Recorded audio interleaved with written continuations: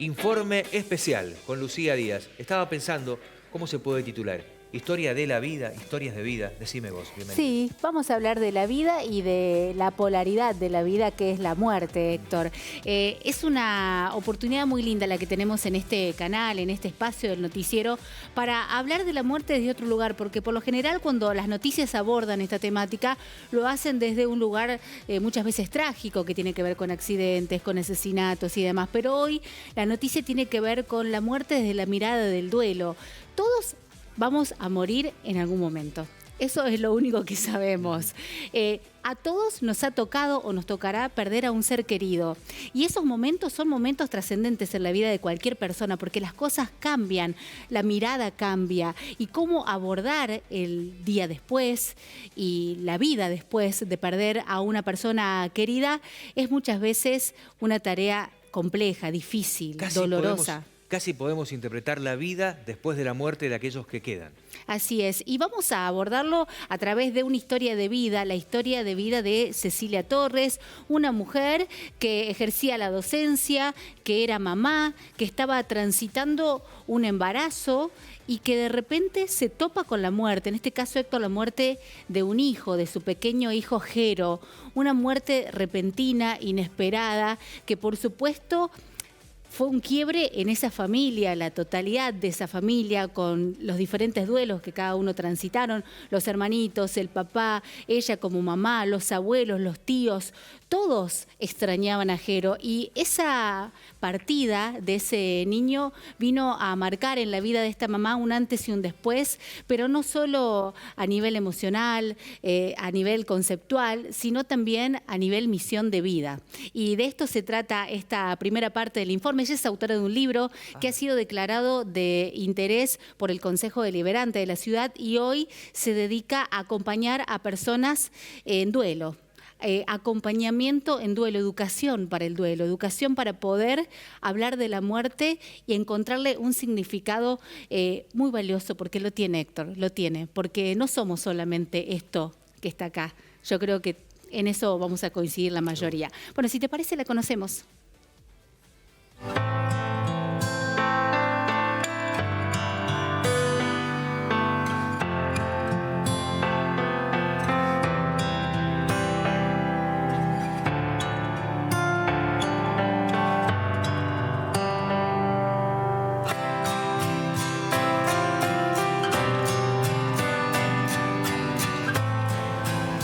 La muerte de Jero, un 7 de abril del 2019, además transitando el tercer mes del embarazo de mi cuarta hija.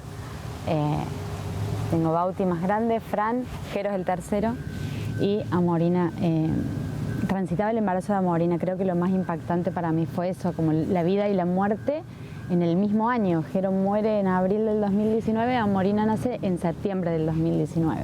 Le agarró una neumonía, fue un hecho bastante como repentino, porque se descompensa un jueves y el domingo muere. Y esto fue una de las primeras cosas que me hizo ruido, la vida y la muerte juntas. Digo, ¿por qué transitar el mismo año, al mismo tiempo, esta polaridad, ¿no? Con el tiempo después fui como entendiendo que la vida es eso. La alegría y el dolor, el amor y el desamor, la justicia y la injusticia, la vida y la muerte.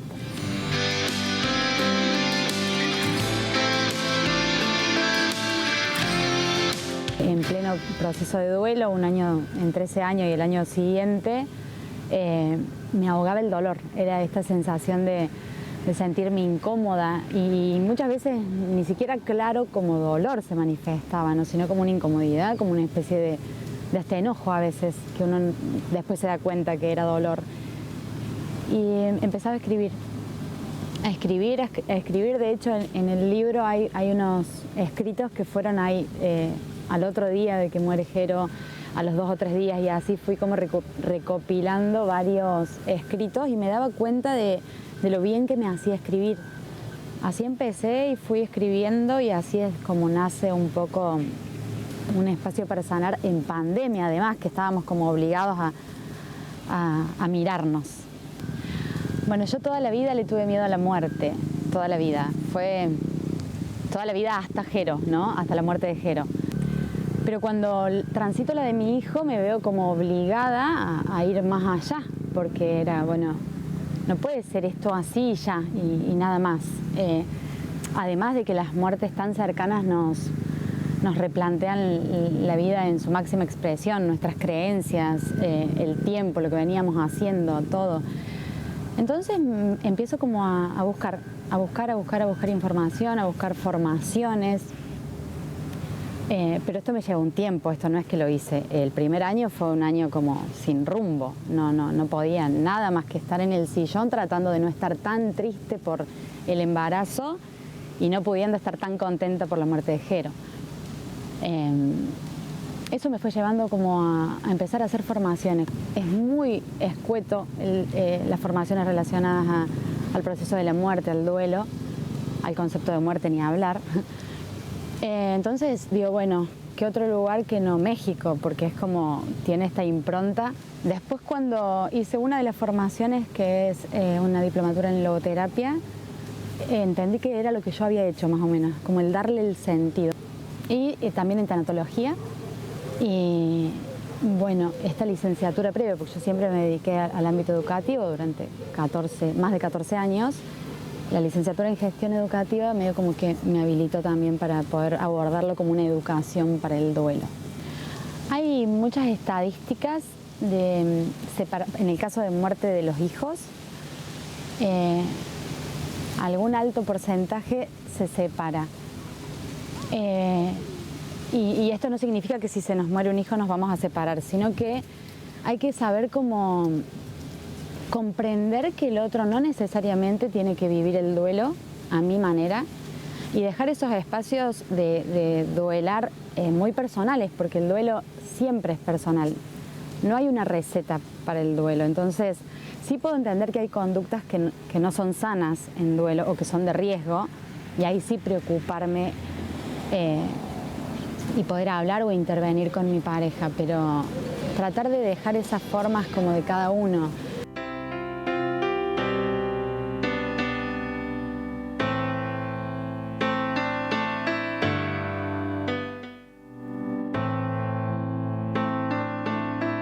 Un reconocido psicoanalista decía, el duelo no se pasa como se quiere, sino como se puede. Claro, tal cual, y eso es lo que decía un poco Cecilia, ¿no? Cuando hablaba específicamente de las parejas, cada uno hace el duelo de la manera en que puede, como bien lo reforzás vos, Héctor, y lo importante es poder respetar esa forma. Por supuesto que, como bien decía Cecilia, si hay indicios de que una persona realmente no puede salir de esa situación de depresión extrema, recurrir a especialistas, pedir ayuda, pero a veces tener la contención de una persona que pasó por lo mismo que vos y que te puede entender. Hay grupos que hace muchísimos años que contienen, que ayudan también a familias. Cecilia ha logrado generar con personas, con muchas personas que no solo son de Villa María, sino que de otros lugares de la Argentina, esta conexión y esta amistad a través de que se genera a través de la comprensión del dolor del otro. Claro, el haber vivido lo mismo. Sí. Cada uno sana, cada uno cura, cada uno vive el proceso de una manera particular. Pero de todas maneras también lo que dicen los especialistas es que la etapa del duelo sí se emparenta uno con el otro. Esas etapas se emparentan entre lo que te ocurre a vos y lo que le ocurre al otro, y el hecho de saber que el otro ya lo pasó ayuda. Claro, claro que sí. Bueno, ella estaba, como lo contaba ahí, cuando empezó con todas estas cuestiones de formarse, un poco para salir ella, por supuesto, de esa situación en la que estaba atravesando, pero después para ponerla al servicio de otros que también estaban duelando a seres queridos. Estuvo en pandemia y muchas de estas conexiones las hizo a través de Zoom con estas personas a las que ha acompañado. La verdad que a través de sus redes sociales tiene mucho contenido muy valioso para todos aquellos que estén transitando un duelo. Y en una segunda parte del informe seguimos hablando de esto, de la importancia de dar luz a este tema, que es tabú en muchas familias, Héctor, sobre todo cuando hay niños, la importancia de poder hablar con claridad respecto de esto, y nos siguió contando porque ahora recientemente ha iniciado un grupo, va a tener un encuentro con personas que han perdido a sus parejas, que por supuesto es un duelo diferente al de un padre que perdió un hijo, pero no menos doloroso. ¿Cómo seguir después de perder a tu compañero de vida? Hay distintas formas de duelo y ella los aborda a todos, en este caso puntualmente a través de un encuentro, pero si te parece la escuchamos.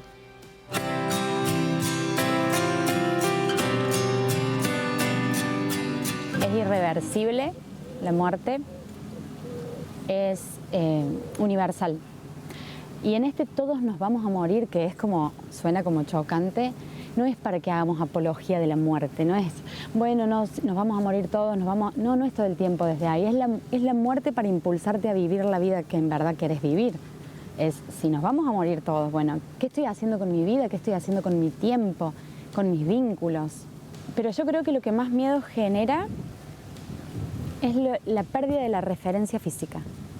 Es como un poco el ego de cada uno de nosotros, y no estoy más, o sea, y no está más el otro. Y cuando muere alguien nos como que mueve un poco ese temor de lo propio, o no solo de lo propio, sino de transitarlo con alguien que sea muy significativo para nosotros. Es muy común escuchar, hubiera preferido que me tocara a mí. Pero ¿qué hay detrás de esa frase? Si me tocaba a mí, yo no estoy doliendo ahora. Es como, ¿no? Como evitar el dolor, evitar esta cuestión. Pero es la pérdida de la referencia física, creo, lo que hace que nos genere esta incertidumbre de a dónde vamos, qué pasa. Creo que con la humildad y la responsabilidad, porque siempre digo que tocar el dolor de otros amerita de muchísimo respeto. Y para eso yo tenía que formarme. Entonces, cuando terminé las formaciones y demás, me sentí como más segura de hacerlo, porque la experiencia es un montón en esto. Cuando hablamos con las personas la primera vez, por ejemplo, me dicen, sí, tal cual, eso es lo que me pasaba, eso es lo que sentía. Es distinto, pero yo la experiencia sola no me animaba. Me parecía que tenía que enmarcarse en un contexto de formación. A veces la gente te dice mucho esto, sí, pero es muy difícil, sí, pero me cuesta mucho. Lo difícil no lo hace imposible. Sí es real que requiere de una actitud, de ganas, y como siempre les digo, yo aseguro que vas a tener millones de momentos felices, pero hay una parte que tiene que ver con un 85%, es de la actitud, digo un porcentaje por decir cualquier porcentaje, ¿no? Es de la actitud de la persona de elegir revincularse con la vida desde un lugar de disfrute y no desde sufrimiento.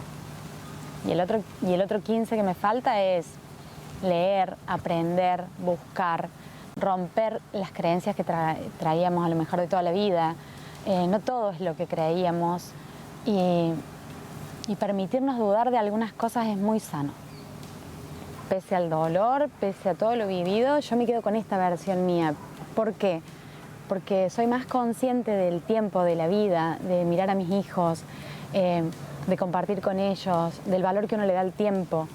De hecho, animarse a ver qué estoy haciendo y ya no quiero hacer más. Bueno, basta con esto. ¿Dónde sí quiero estar? ¿Qué sí quiero hacer? Y la muerte es eso, una puerta para ellos, que se transforman y continúan de alguna manera, y para nosotros, porque para mí significó eso. Es como que Jero me abrió una puerta a un mundo nuevo en el que no podía físicamente abrazarlo, besarlo, pero hay algo que es clave, y es el amor, ¿no? Este amor que siento por cada uno de mis hijos. A él no lo tengo físicamente, pero el amor sigue estando y se lo puedo seguir mandando y nos sigue conectando y uniendo. Entonces, bueno, no está todo terminado con la muerte. Y el amor es eso. Para mí es como la puerta, el puente, el vehículo del vínculo, todo.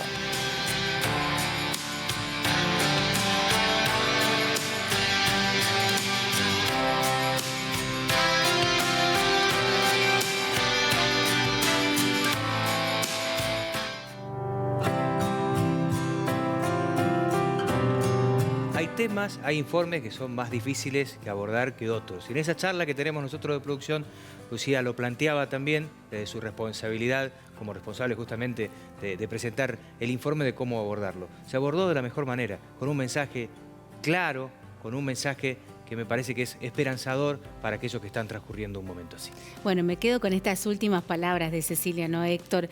No está todo terminado. Cuando un ser querido se va, seguimos conectados a través del amor que sigue existiendo y que nos sigue uniendo con esa persona. Es importante, por supuesto, pedir ayuda. Hay muchas personas, Cecilia, grupos, familiares, psicólogos, cualquier especialista que vos elijas va a estar bien para que puedas abordar ese dolor y tener el acompañamiento necesario para transitar. E interpretar que atarnos al dolor no es la forma.